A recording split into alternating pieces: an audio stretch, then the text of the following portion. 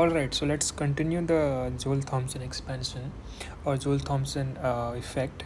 So if you see, it is also called expansion, right? In the last lecture, if you remember, we have just written this thing, Joule-Thomson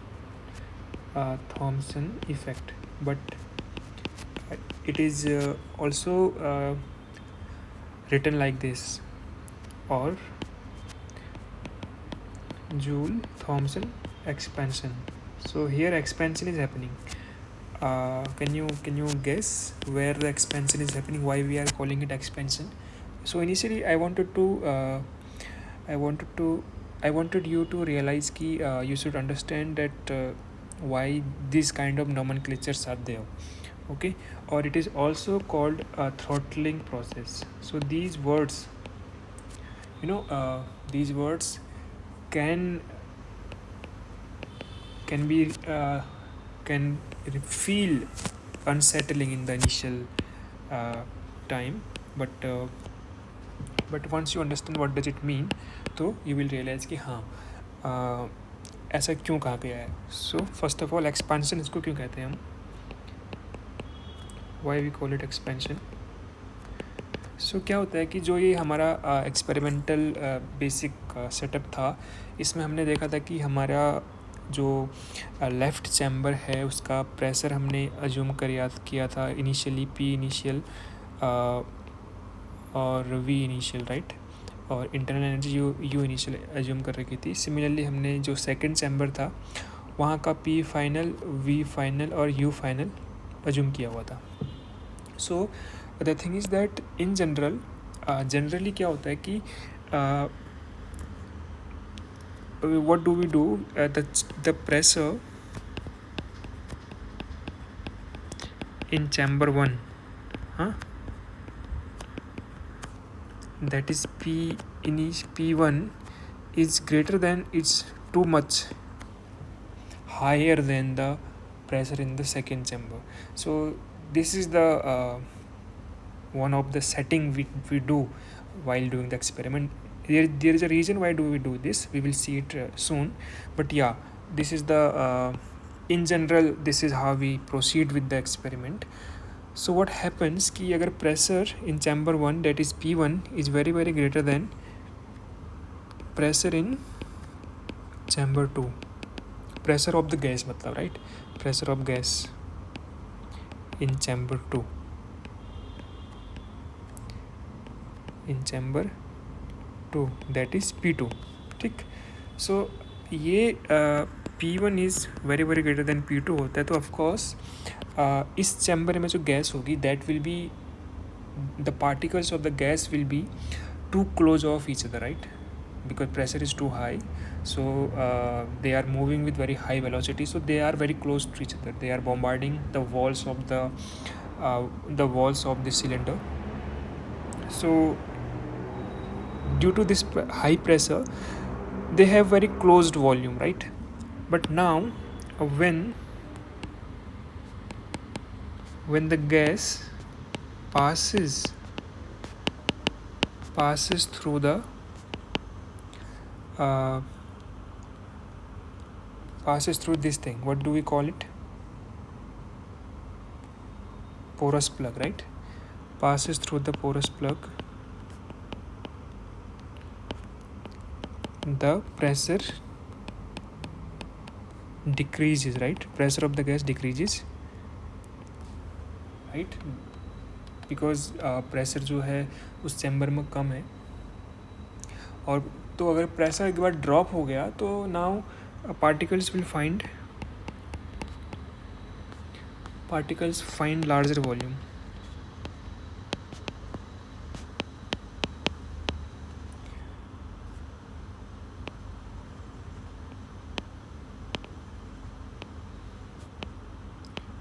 to roam around, ठीक. यानी कि जो V2 है, क्योंकि वहाँ पे pressure कम है तो पार्टिकल्स ऑफकोर्स उनको क्लोज नहीं रहना पड़ेगा, उनको वो दूर जा सकते हैं, क्योंकि कंप्रेशन, क्योंकि प्रेशर हाई का मतलब क्या है, गैस कंप्रेस्ड है, ठीक है, गैस छोटे वॉल्यूम में ज़्यादा गैस पड़ी हुई है, इसीलिए उसका प्रेशर हाई है. अगर जब उसका प्रेशर कम हो गया तो they are free to move, क्योंकि अब उन पर बाहर से कोई प्रेशर नहीं लग रहा है। तो ऑफकोर्स जो V2 होगा, अब उनके पास कोई उनको कोई फोर्स नहीं कर रहा है एक पर्टिकुलर प्लेस पे कन्फाइंड होने को, तो of course they will try to expand, they will try to break free, जितना वो घूम सकते हैं घूमेंगे। So they have larger volume to roam around, so V2 is greater than V1। ठीक, यहाँ पर जो वॉल्यूम होगा इसका फाइनल वॉल्यूम, ये तो इंटरमीडिएट स्टेट है, बट फाइनली अगर हम बात करेंगे तो उसको इनके पास एक्स्ट्रा वॉल्यूम होगा घूमने के लिए। So this is why we call it expansion, right. ये एक्सपेंशन इसलिए हो रहा है क्योंकि वो उनका जो वॉल्यूम है इंक्रीज हो रहा है finally. That's why we say that gas expands or gas or fluid undergoes JT expansion, Joule Thomson expansion. पहली बात तो ये होगी कि हम इसको एक्सपेंशन क्यों बोलते हैं, राइट। तो बहुत जगह तुम देखोगे बुक्स में sometimes they right it JT effect और JT expansion, so you should know कि why even people are calling it this thing expansion. Okay, so yeah, so now comes let's come to this next name, next how to call it, next jargon का मतलब technical terms, ठीक है। तो इसका क्या मतलब है उसको समझते हैं।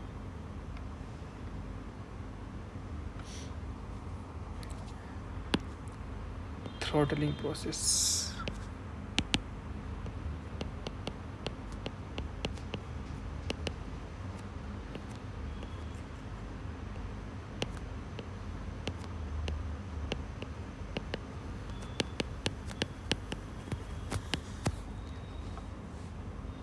okay, so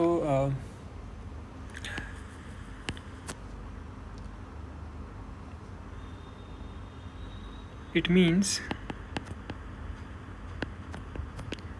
a thermodynamic process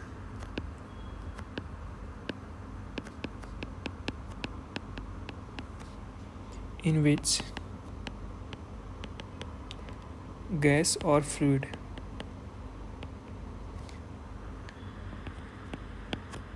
passes through a restriction, ठीक है। क्या मतलब है इस रेस्ट्रिक्शन का? Here in our example, in the JT experiment, here porous plug is the restriction. कैसे?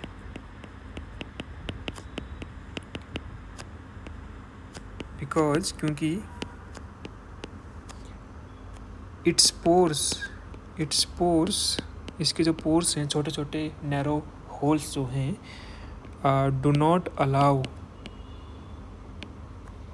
the gas to flow straight away.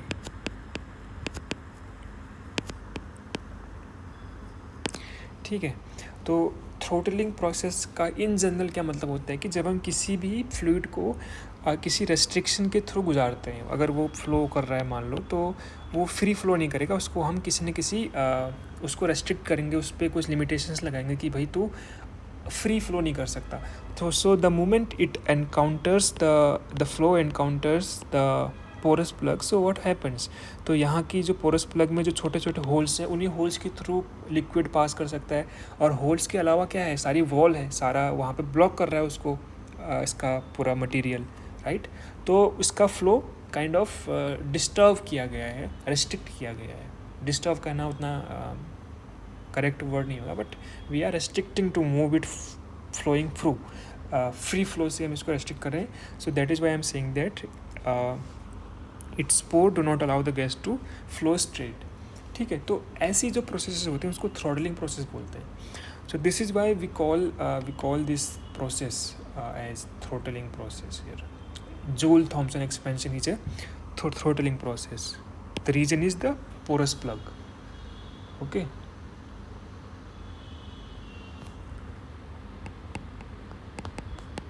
this is the reason, or this is why JT expansion is called throttling process.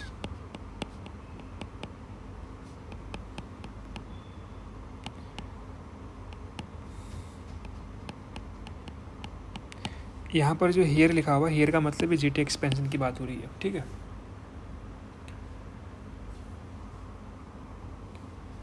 और इसका effect क्या हो रहा है, जैसे ही ये इस पोरस प्लग से जा रहा है, अब porous plug is restricting because its pore do not allow the gas to flow straight away.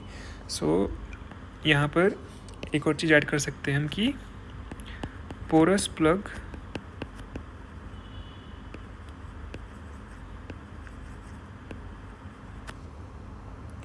थ्रॉटल्स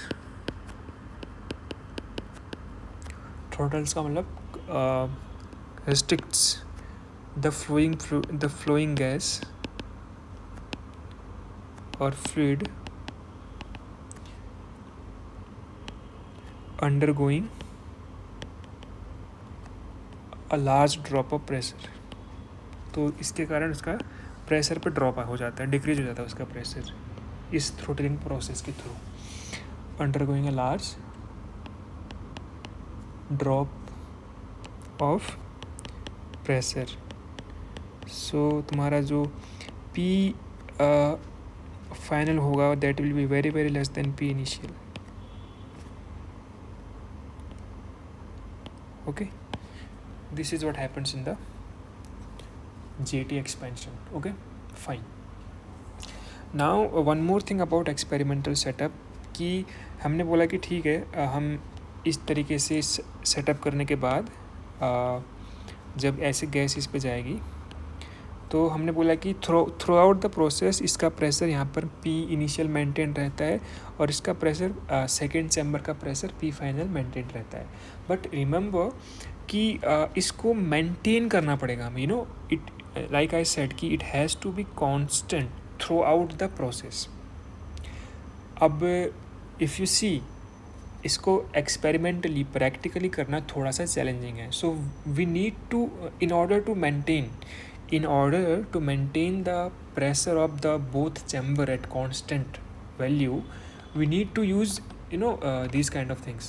उस टाइम पे जो तुम्हारा एक्सपेरिमेंटल सेटअप होता है, so we need pump in order to which can maintain the pressure, ठीक है। So let me, मैं उस डायग्राम को भी बना देता हूँ ताकि वो तुम्हें थोड़ा सा फील आ जाए सब्जेक्ट का। तो ये तो हमारा छोटा सा पार्ट था एक्सपेरिमेंट का, लेकिन जो पूरी की पूरी कहानी है उस पर हमारे पास एक पंप भी रहता है, राइट। तो ये वैसे छोटा है वैसे ये डायग्राम, ज़्यादा बड़ा नहीं है, you can also draw it. तो ये ऐसे यहाँ से निकल के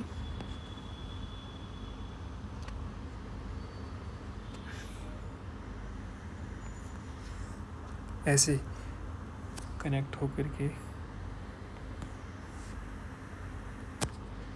और ये ऐसे कनेक्ट होकर के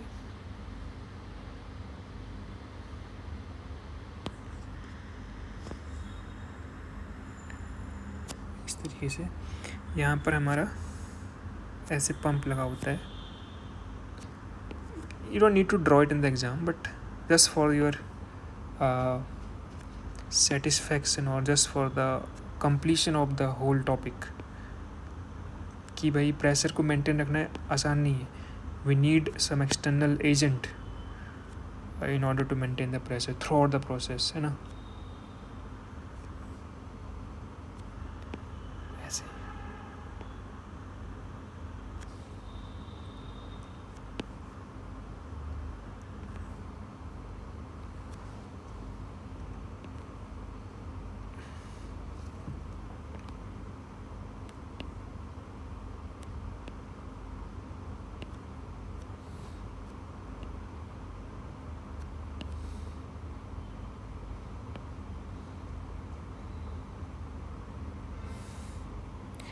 सो कुछ इस तरीके से. So this is our pump, and of course this side is our high pressure side.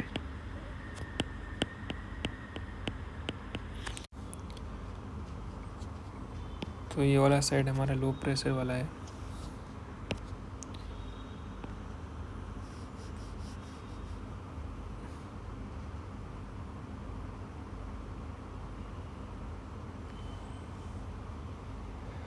Okay, so let me write here also low pressure.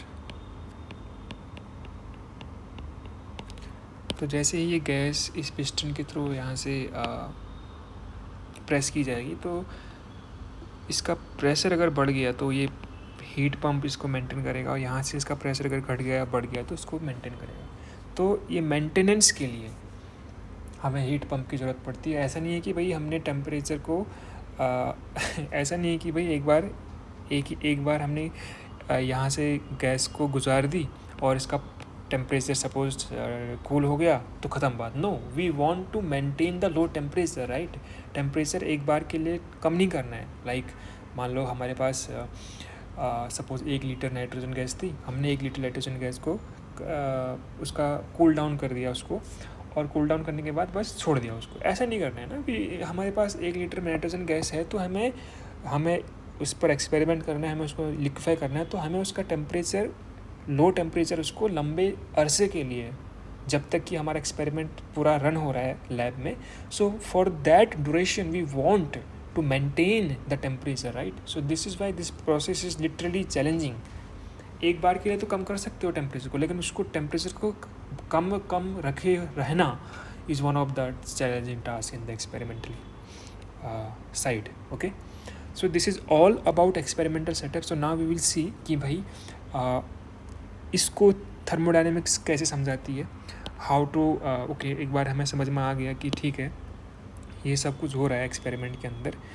तो अब उसके बाद क्या, अब इसको आप, ये तो एक्सपेरिमेंट लोगों का काम था, एक्सपेरिमेंटलिस्ट ने काम करते. अब आते हैं थ्योरिस्ट लोग, जहाँ से थ्योरेटिकल अंडरस्टैंडिंग इसकी कैसे की जाए. ठीक है, वो हम अब स्टार्ट करते हैं यहाँ से.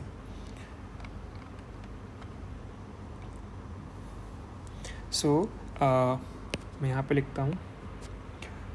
So first of all it is important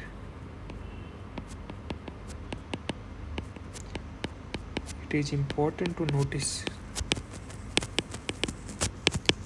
that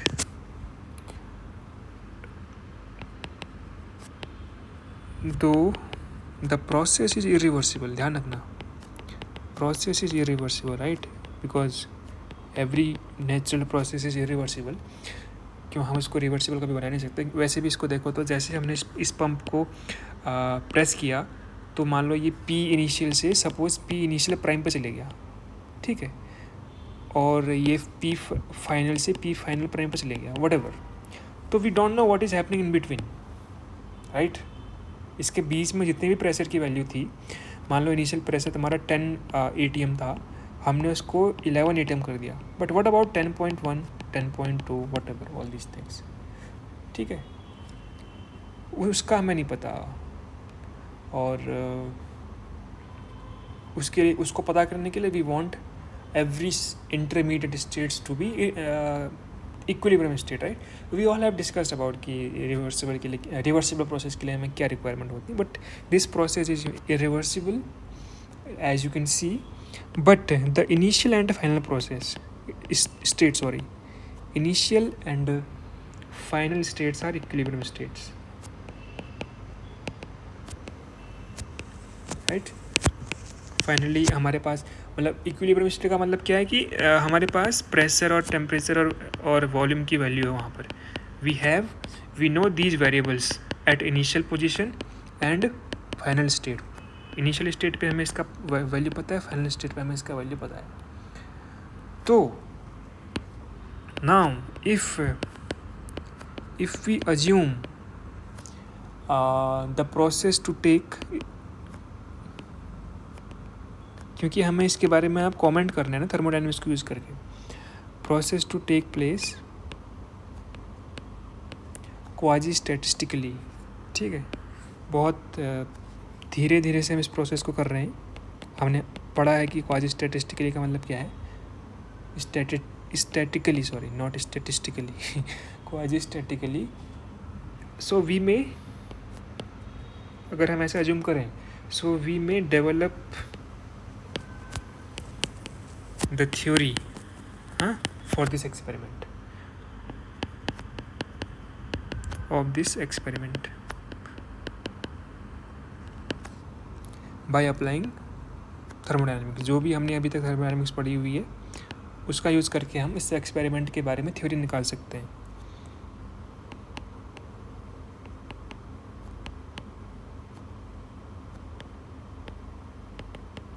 है ना। Okay, so now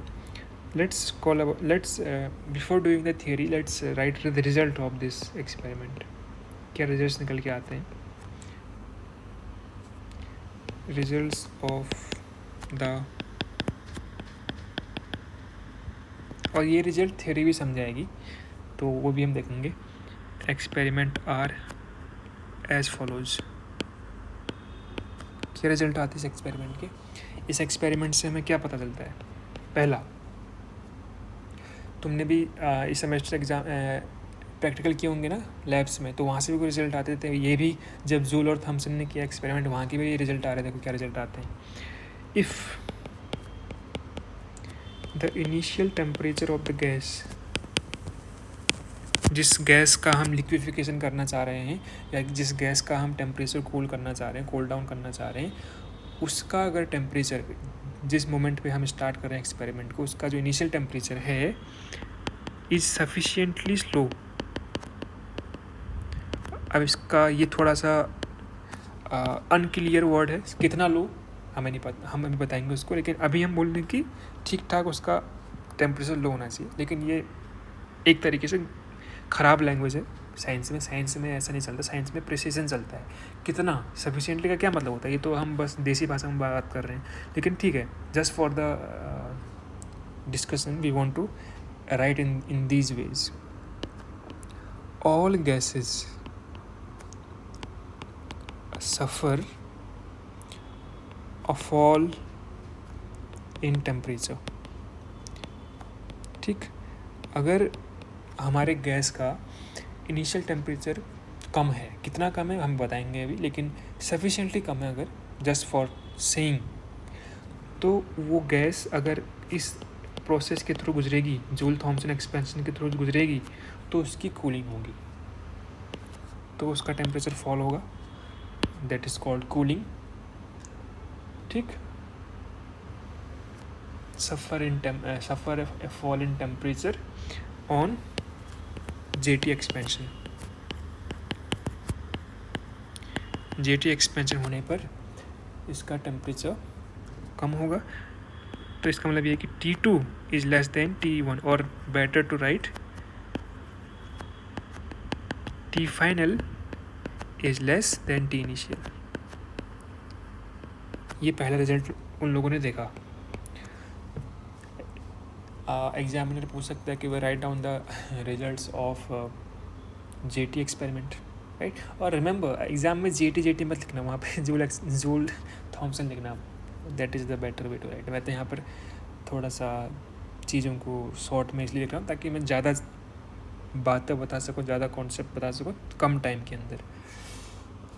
the next thing is that, अगर ड्रॉप हो रहा है तो ड्रॉप की कुछ खासियत है, कैसे कैसे ड्रॉप हो रहा है। So the drop in temperature that is cooling is proportional to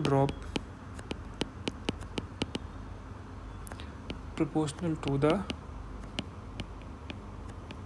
drop in pressure। ये देखा उन लोगों ने।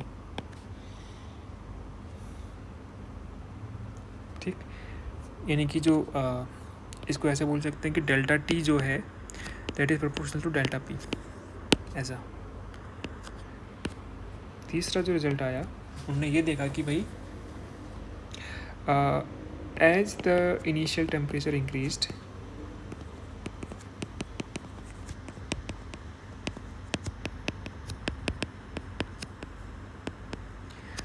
ठीक है, मान लो इनिशियल टेम्परेचर था 100 केल्विन और 100 केल्विन पे एक कोई गैस थी, मान लो एक्स, उस गैस का टेम्परेचर डाउन हुआ था, गैस कूल हुई थी, बट अब हम इस टेम्परेचर को बढ़ाना चाह रहे हैं, 100 केल्विन को थोड़ा बढ़ाते हैं. So as the initial temperature increases और इंक्रीज्ड, द ड्रॉप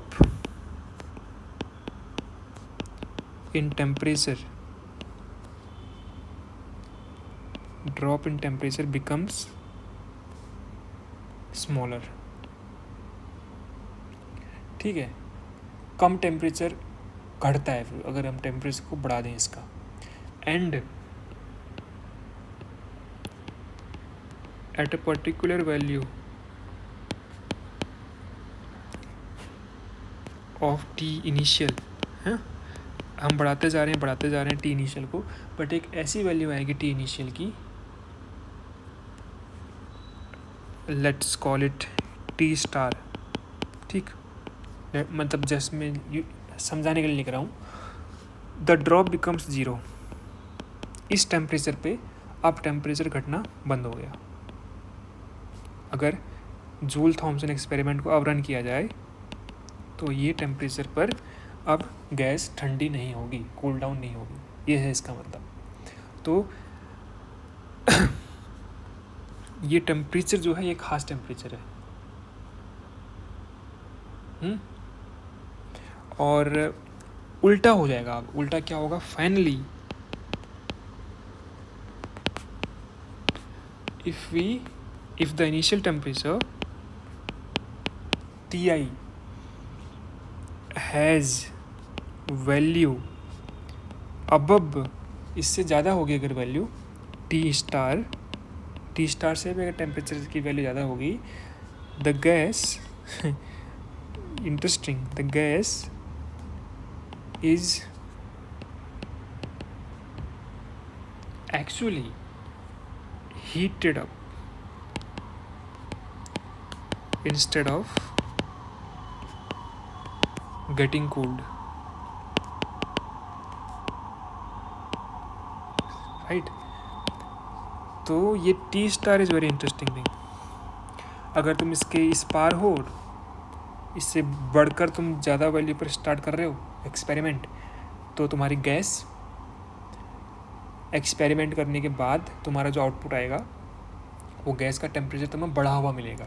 लेकिन अगर तुम इसके इस साइड हो, इससे कम टेम्परेचर पे हो, तो gas will be cool down. Okay, so ये जो फिनोमेना है कि जब ये पूरा जो हमने पॉइंट 3 में डिस्क्राइब किया, इसको भी कभी कभी बोल देते हैं कि this phenomena is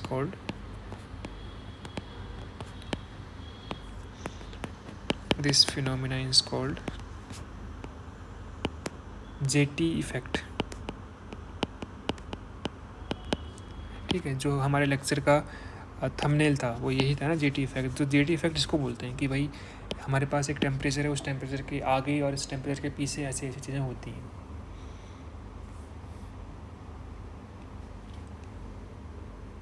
okay,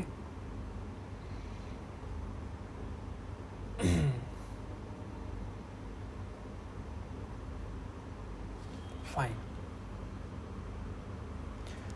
So this temperature, now next point, this critical temperature, critical का मतलब critical यहाँ पर वो critical नहीं है जो हम पहले पढ़ चुके हैं. critical एक normal वर्ड है जो यूज़ करते हैं फिजिक्स में, कि जिस पॉइंट के आगे पीछे, जिस पॉइंट के आसपास चीज़ें थोड़ी सी हरकत करना स्टार्ट कर देती है, उसको क्रिटिकल बोलते हैं. So the critical value of this initial temperature,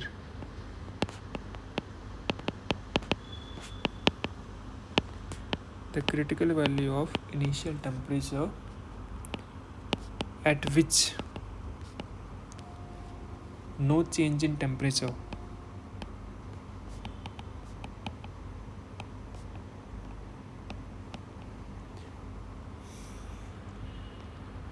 occurs.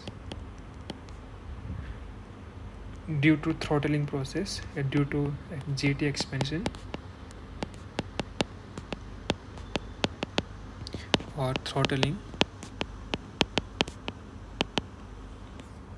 is known as, remember this is maximum inversion temperature, not just inversion, this is maximum inversion temperature. remember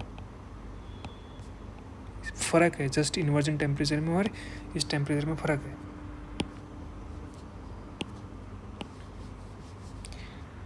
इसका मतलब ये है कि सपोज, और सपोज क्या, जस्ट हम let's take the real world example.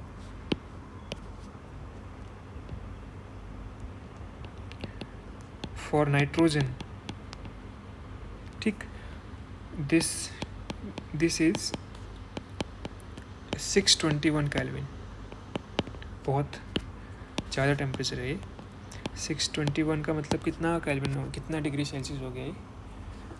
621 minus 273, how much?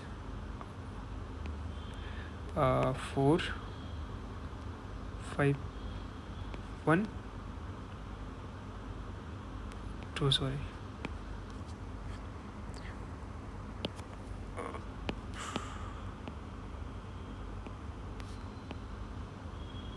है 348.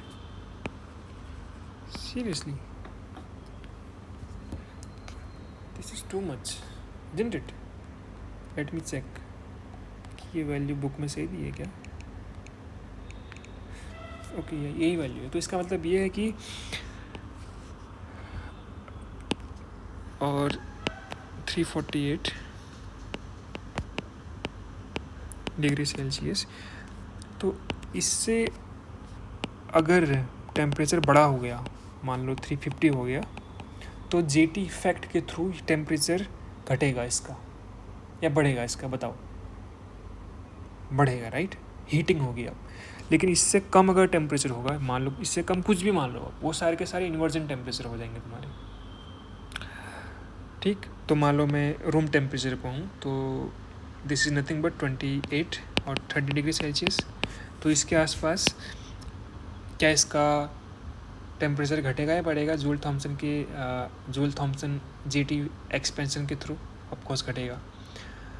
अगर मैं बहुत हाई टेम्परेचर पर चले जाऊँ, 270 पर चले जाऊँ, तब भी होगा. तो मतलब ये नाइट्रोजन बहुत बढ़िया एग्जांपल है जो कि रूम टेम्परेचर पे जिसकी कूलिंग करना आसान है with the help of JT experiment. लेकिन जैसे हमने बोला लास्ट क्लास में, for hydrogen, right, for hydrogen it is 195 kelvin.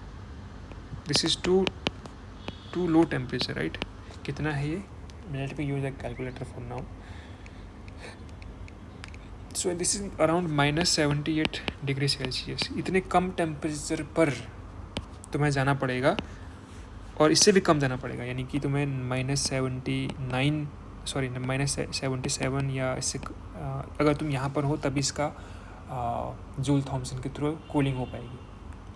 तो इसीलिए हमने बोला लास्ट क्लास में कि भाई ये जो हाइड्रोजन हीलियम जो गैसेज हैं, इनका जो है रूम टेम्परेचर पे नहीं हो पाएगा, क्योंकि रूम टेम्परेचर पे इसकी कूलिंग की जगह हीटिंग होगी. I hope things are getting clear. और हीलियम का तो और भी वर्स है. Helium it is 23.6 kelvin. It is too less temperature. मतलब इसको रूम टेम्परेचर पर तो करना नामुमकिन है.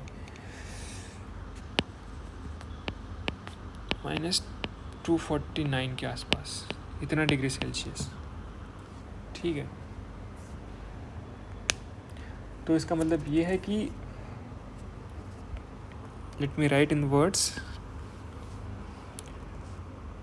To get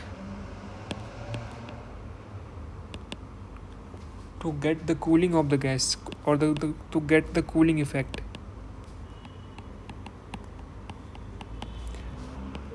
the gas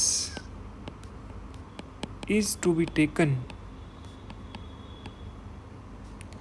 below its maximum inversion temperature.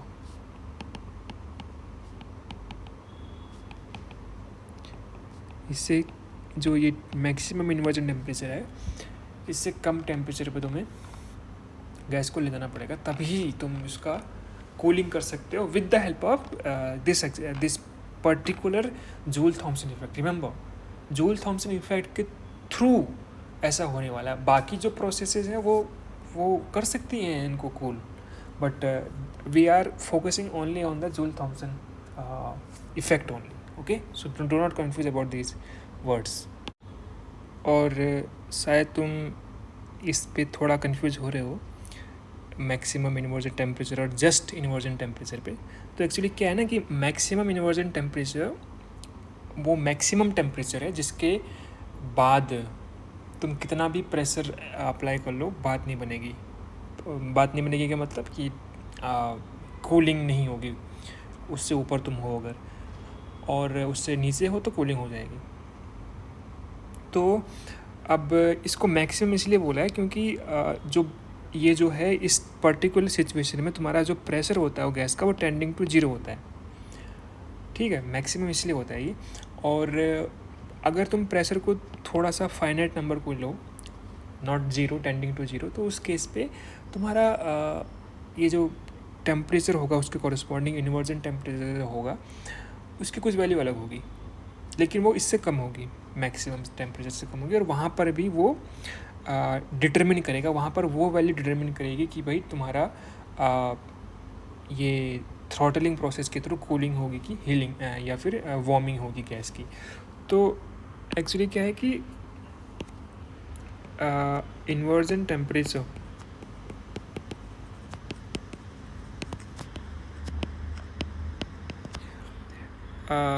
is dependent on the pressure of the gas or initial pressure of the gas. ठीक है, initial pressure of the gas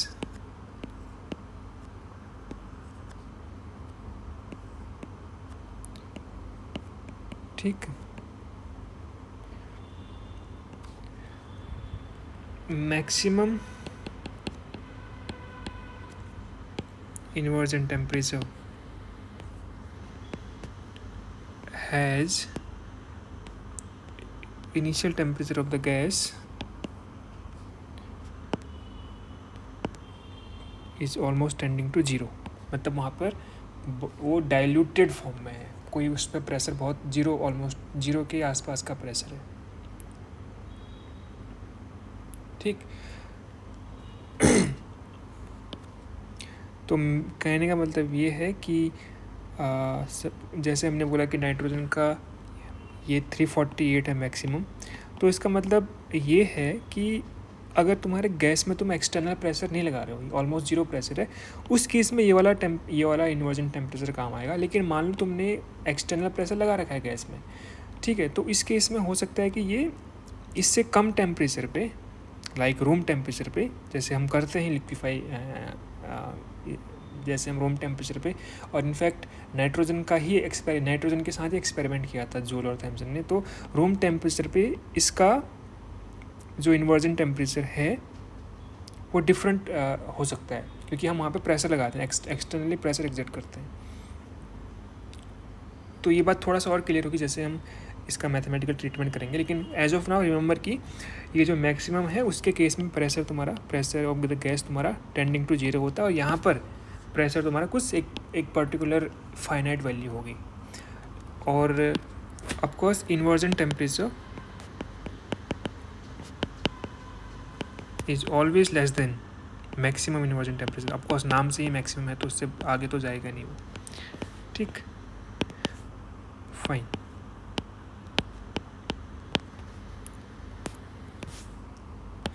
So now let's start the mathematical treatment, theoretical treatment.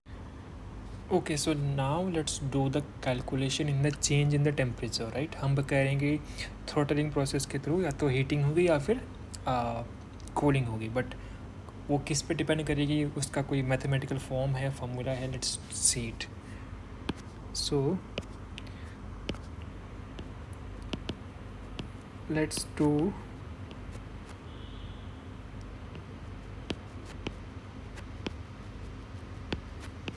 calculate the change in temperature with change in pressure. हम pressure लगा रहे हैं chamber 1 में, और chamber 2 में जब गैस जा रही है, वी वांट टू सी कि कितना चेंज आ रहा है टेम्परेचर में. So we know since this process is isenthalpic, right? So means, or that is dH equal to 0, and we know that dH is nothing but TDS plus VDP. If you don't remember, just use the mnemonics. Great physicist has studied under very fine teacher. H is there, so this is DS, this is DP, दोनों positive sign. P का conjugate variable है तुम्हारा V, और इसका conjugate variable है तुम्हारा T. So this is how we get this. And also the TDS equation, one of the TDS equation give, आपको कौन सी यूज़ करनी है तो मैं बताऊँ, याद कैसे रखना है. Also TDS equation gives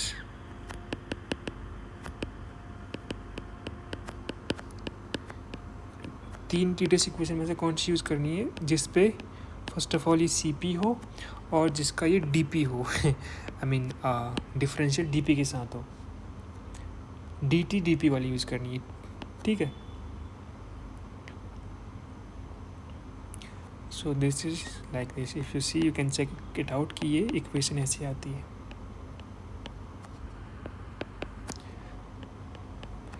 ठीक. Now plug equation 2 in 1. So we get dH equals Cp dt minus ये वैल्यू और प्लस ये वैल्यू है ना. So you can take dt terms one side like this plus v, sorry, minus v.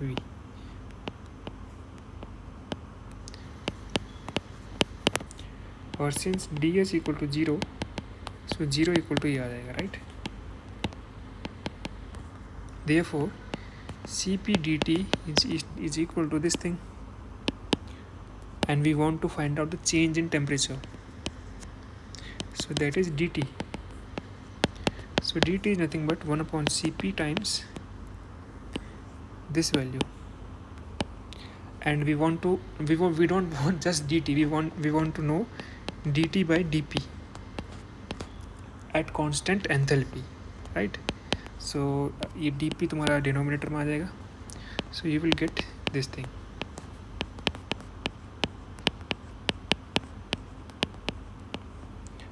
Okay, at constant enthalpy. And this ratio, or you can say del T by del P at constant enthalpy is called JT coefficient. और ये determine करता है, this will determine that at what, this will determine कि तुम्हारा cooling होगा कि warming होगा. We will C. Heating होगी कि कूलिंग होगी, ये डिटरमिन करेगा. कैसे करेगा, we will see soon. And you can see that, और इसको म्यू से डिनोट करते हैं. Mu clearly, mu that is JT coefficient is the slope of TP curve. ठीक है, इसको भी हम देखेंगे अभी कि क्या है ये.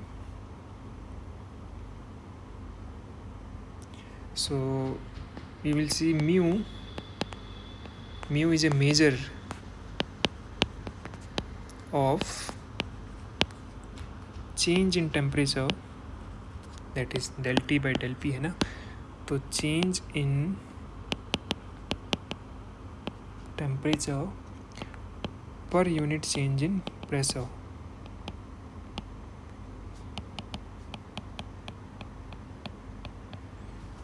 Under constant enthalpy. मतलब जो हमारा टीपी डायग्राम होगा, टीपी डायग्राम में जो अगर हम कर्व प्लॉट करेंगे, जो कांस्टेंट एंथैल्पी होंगी जिसका यानी कि आइसेंथैल्पिक, अगर हम यहाँ पर कर्व ड्रॉ करेंगे उनका जो स्लोप होगा, राइट, वो स्लोप ये म्यू डिटरमिन करेगा। हम अभी देखेंगे इसको, but just bear with me for some time. So अभी हम देखते हैं कि ये कैसे डिटरमिन करता है कि हमारा कूलिंग होगी कि हीटिंग होगी। So we know that since हमने देखा था कि एक्सपेरिमेंट में पी इनिशियल जो होता है वो बहुत हाई होता है, तो P initial is greater then P final, right. तो इसका मतलब ये है कि P final minus P initial is negative, तो यानी कि डी पी तो हमारे नेगेटिव है पूरे एक्सपेरिमेंट में, change in the pressure is negative, ठीक है। नाउ कंडीशन क्या आती है, देखो if this mu, right, this mu is positive, right, तो इसका मतलब ये है कि तुम्हारा del T by del P positive हो गया, और हमें पता है कि del P हमेशा नेगेटिव है इस एक्सपेरिमेंट में, तो अगर ये नेगेटिव है तो इसको भी नेगेटिव होना पड़ेगा, तभी तो दोनों का डिवीजन पॉजिटिव होगा। So it implies that del T is also negative. और अगर टेम्परेचर नेगेटिव हो रहा है, चेंज में अगर टेम्परेचर में चेंज नेगेटिव हो रहा है, तो इसका मतलब क्या होगा, कूलिंग की heating, cooling, right, final temperature initial से कम है, so this is why it is cooling. तो अगर दूसरा केस, अगर म्यू तुम्हारा नेगेटिव आ गया, तो उस केस में del T by del P negative होगा, क्योंकि म्यू की वैल्यू क्या है, del T by del P है, तो ये नेगेटिव है। अगर del P is always negative, तो इसका मतलब क्या है कि तुम्हारा dt चेंज इन टेम्परेचर हमारा पॉजिटिव होना पड़ेगा, यानी कि यहाँ पर हीटिंग होगी तुम्हारे गैस की, ओके। और फाइनली इफ़ म्यू तुम्हारा ज़ीरो हो जाए, तो इसका मतलब क्या होगा कि del T by del P तुम्हारा ज़ीरो हो गया, और ये तो नेगेटिव है, तो आपको del T ज़ीरो हो जाएगा, तो इसका मतलब होगा कि नाइदर कूलिंग नॉर हीलिंग।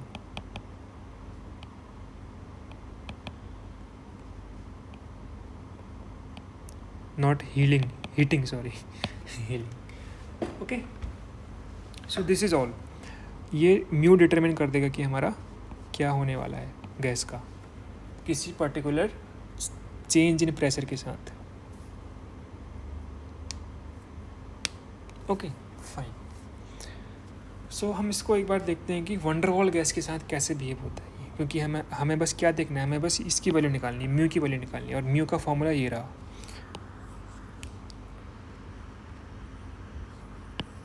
इसको हम ऐसे म्यू से डिनोट कर सकते हैं। ये 3 लाइंस का मतलब होता है कि we are defining the mu, definition of mu, okay. So next topic is JT effect for a van der Waals gas। देखते हैं कि इसके साथ क्या क्या होता है। उससे पहले आइडियल गैस के साथ देख लेते हैं। JT effect with an ideal gas, ठीक है।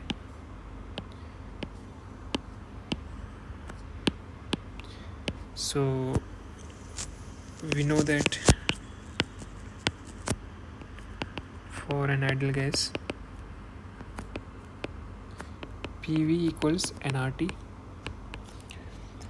and also this mu is nothing but 1/Cp times T into del V by del T at constant P minus V at constant enthalpy. So you know we need to figure out this value for both gases, ideal gas and adiabatic gas. So since V equals nRT by P from this equation, and take n equal to 1, ये सारी की सारी calculation 1 मोल के लिए होनी है, क्योंकि अगर if you remember this when we did this derivation, the derivation of mu, जो हमने ऊपर म्यू की डेरिवेशन कर रखी है यहाँ पर, तो ये जो T D S equal to C P D T आने के बाद जो हमने यहाँ पर T D S equation use कर रखी, वहाँ पर भी हमने 1 मोल अज्यूम किया हुआ है, if you remember it properly. तो हमें यहाँ पर n इक्वल टू 1 अगर हम पुट कर दें तो del V by del T at constant P is nothing but, what is this, R by P. Thus mu equals 1 upon Cp times RT by P, है ना. ये तो हुआ, क्योंकि इसकी वैल्यू तुम्हारी R बाई पी है, अगर तुम इसको RT बाई पी रखोगे तो ये आ जाएगा माइनस V आ जाएगा, राइट. सो RT क्या है तुम्हारा, जस्ट PV है ना. अगर n इक्वल टू 1 है तो PV इक्वल टू nRT हो जाएगा. तो अगर n की वैल्यू 1 होगी तो RT की वैल्यू PV हो जाएगी, और PV बाई P क्या आ जाएगा तुम्हारा, PV by P minus V. So P से P कैंसिल और V माइनस V 0 हो जाएगा. तो यानी कि म्यू इक्वल 0, मतलब hence an ideal gas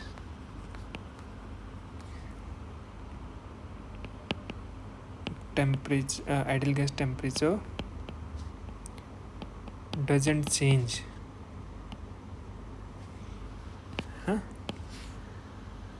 under JT expansion.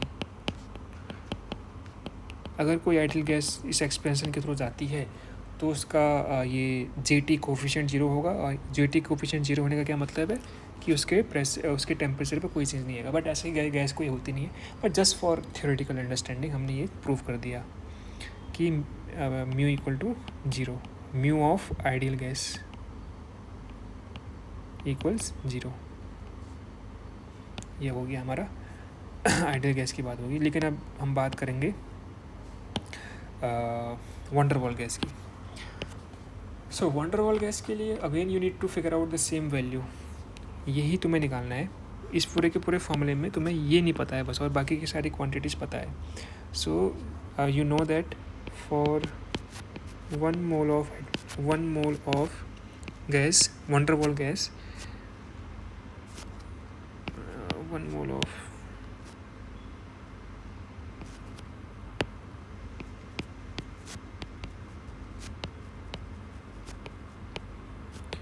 van der Waals gas, we know that this is the equation.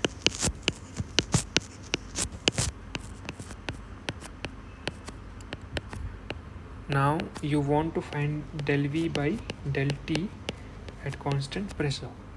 ये हमें चाहिए, ठीक. So differentiate equation 1 with respect to temperature at constant pressure. ये तो चाहिए, ठीक है. एट कांस्टेंट प्रेशर तुम्हें ये डिफ्रेंशिएशन करना है. तो टेम्परेचर के रिस्पेक्ट में डिफ्रेंशिएशन करना है, तो आपको ऐसे RHS में तुम्हारा 2 फंक्शंस हैं, प्रोडक्ट रूल लगेगा. तो पहला फंक्शन कांस्टेंट, दूसरे फंक्शन का differentiation with respect to temperature, यानी कि del V by del T at constant pressure आ जाएगा, और B तो कांस्टेंट है इसलिए वो 0 हो जाएगा, ठीक. प्लस दूसरा फंक्शन कांस्टेंट, पहले फंक्शन का डिफरेंशिएशन देखना है. तो P कांस्टेंट है, इसका 0 हो जाएगा, और ये जो दूसरा फंक्शन है यहाँ पे v तो है तुम्हारा, तो ये क्या आ जाएगा -2a/v³ और del v by del t, chain rule. ठीक है, RHS में del v बाई del मतलब t के रेस्पेक्ट में डिफरेंशिएशन करने हैं तो सिंपल आ जाएगा। Clear, I think chain rule लगा रखा है सिंपली। तो we want to find del v by del t at constant p, take it out from this equation. So as a common you will get this thing, है ना। तो ये minus sign भी मैं यहाँ पे ले आता हूँ, ये बन जाएगा। अगेन ये ऐसे r divided by this number, ठीक। इफ़ यू सी ये कुछ देखा देखा लग रहा है ना, तो अगर हम इसमें v माइनस बी मल्टीप्लाई कर दें LHS और न्यूमरेटर और डिनोमिनेटर में, तो इसके साथ भी v माइनस बी आ जाएगा और ये v minus B whole square बन जाएगा। तो ये जो टर्म है पहला वाला टर्म, ये सिंपली इक्वेशन 1 बन जाएगी। तो इसकी जगह पे हम RT रिप्लेस कर सकते हैं। तो multiply and divide v minus b in RHS, तो ये क्या बन जाएगा r times v minus b divided by p plus a/v² v minus b minus, क्योंकि दोनों तो टर्म मल्टीप्लाई होंगे ना डिनोमिनेटर के, तो 2a/v³। तो डिनोमिनेटर का पहला टर्म तुम्हारा सिंपली RT बन जाएगा और दूसरा टर्म HT से आ जाएगा, ऐसे। ठीक है, I hope things are clear till now. There is nothing, simple maths है। And ultimately you need to remember the formula, by the way you can forget these steps also. Now what we can do,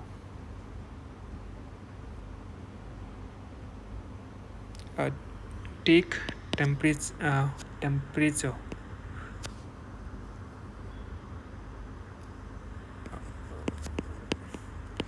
denominator में RT common ले लो, like this. So this is nothing but now, और इसको ऐसे लिख लेते हैं 2a/RT v³ minus b²। ठीक है, और ये r और ये r कैंसिल आउट कर सकते हैं ऐसे। Now from here we take an assumption for v very very greater than b। हमने देखा था ना कि जो b है वो वॉल्यूम का ही डायमेंशन रखता है। तो अगर वॉल्यूम बहुत बड़ा है हमारा गैस का, क्योंकि हम बहुत गैस को जो हम गैस लेंगे उसका वॉल्यूम ऑफकोर्स बड़ा होगा b से, क्योंकि हम उसका लिक्विफिकेशन या उसका टेम्परेचर लो करना चाह रहे हैं, तो आपको उसकी वैल्यू इससे बड़ी होगी। तो उस केस में हम क्या करेंगे कि न्यूमरेटर में b कॉमन ले अगर हम न्यूमरेटर में v कॉमन ले अगर हम, तो ये बन जाएगा। ठीक, न्यूमरेटर की बात कर रहा हूँ। डिनोमिनेटर में if you see in denominator 1 minus ये v minus b is almost v now, क्योंकि b बहुत कम है। ठीक है, तो ये क्या बन जाएगा 2a/RT v³ into v², right. तो ये v² और v³ कैंसिल आउट हो जाएंगे, you will left with simply t into 1 minus 2a/RTv, like this. Okay, तो मैं इसको ऐसे लिख सकता हूँ। t को अगर मैं LHS में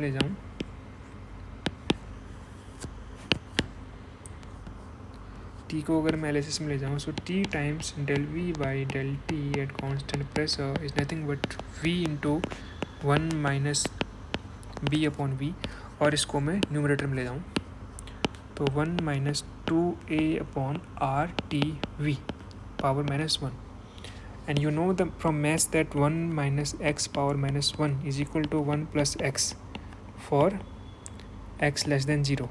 ठीक है, अगर x की value x less than x between 1 and 0 like this, क्योंकि v बहुत बड़ा है तो ऑफकोर्स डिनोमिनेटर बहुत बड़ा है, तो we will have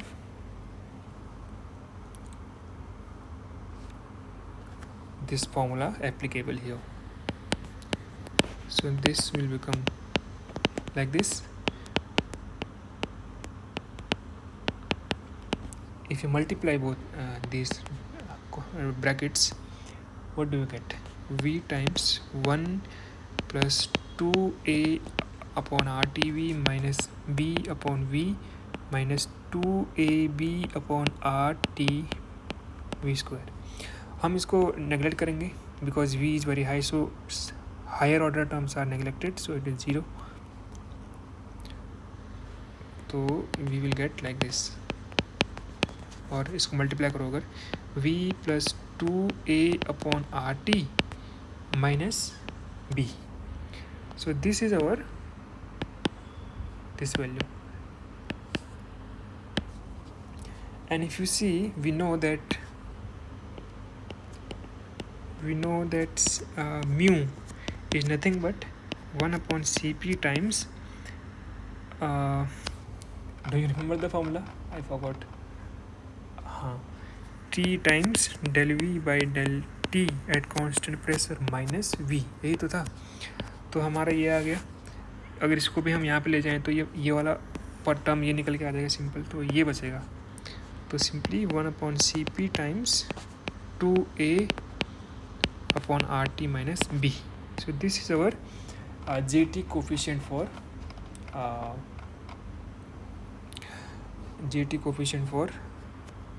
van der Waals gas. Fine. Now things become interesting.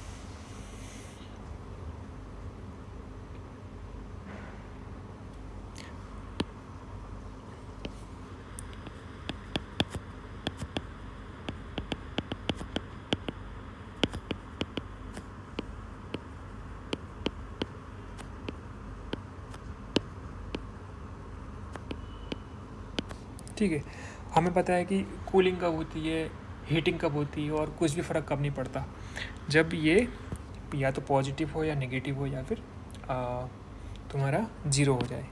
तो there are 3 cases.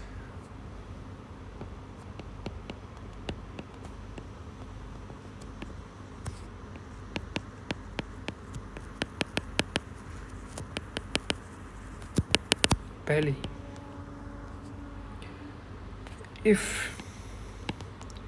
a is very very greater than b, ठीक है, देन जो ब्रैकेट का टर्म है 2a upon RT is greater than b. सो इसका मतलब क्या होगा कि तुम्हारा म्यू पॉजिटिव हो जाएगा, है ना. ये बड़ा है तो ये पॉजिटिव हो जाएगा. तो इसका मतलब पॉजिटिव का मतलब क्या होगा, अगर म्यू पॉजिटिव होगा तो क्या होता है कूलिंग की हीटिंग. इसको ऐसे याद रखो, mu equal to del V by del T था ना. तो ये तो हमेशा डेल म्यू इक्वल टू क्या था हमारा, ऊपर हमने जो पूरा डिस्कशन किया था कब हमारा नेगेटिव होगा कब हमारा पॉजिटिव होगा, del T by del P था ना म्यू. तो इसको याद रखो बस, उसके बाद सब कुछ याद हो जाएगा. सो म्यू इक्वल टू अगर del T by del P है और ये हमेशा नेगेटिव था, अगर ये पॉजिटिव है तो इसको नेगेटिव होना पड़ेगा, यानी कि कूलिंग, है ना. पहला केस. दूसरा case, if b is greater then 2a upon RT, तो इसका मतलब म्यू इज़ नेगेटिव, तो इसका मतलब हीटिंग. सिंपल. नाउ थर्ड वाला केस बड़ा इंटरेस्टिंग है. इफ़ 2a अपॉन RT, ये जो डिफरेंस है ना, ये डिफरेंस 0 हो जाए, यानी कि ये वैल्यू इसके बराबर हो जाए. 2a upon RT equal to b, it means mu equal to 0. So this is the case for neither cooling nor heating.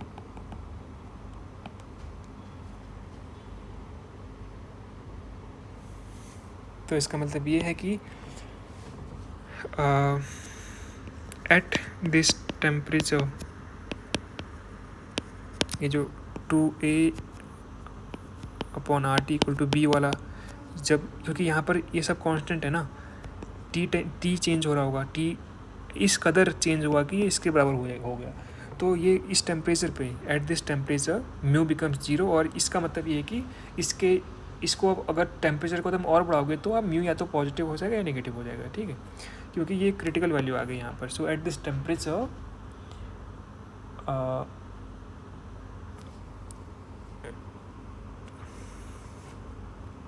यहाँ से टी की वैल्यू क्या आएगी, 2a/RB, ठीक। At this temperature JT coefficient change sign,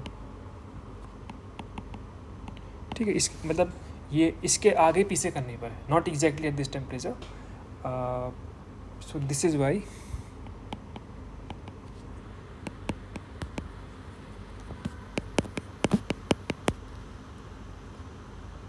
it is known as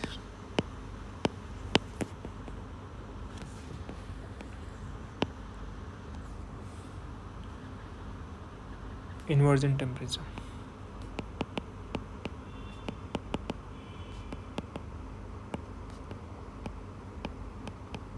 तो तुम्हारा van der Waals gas के लिए ये तुम्हारा इंटरमर्जेंट टेम्परेचर आता है, ठीक है।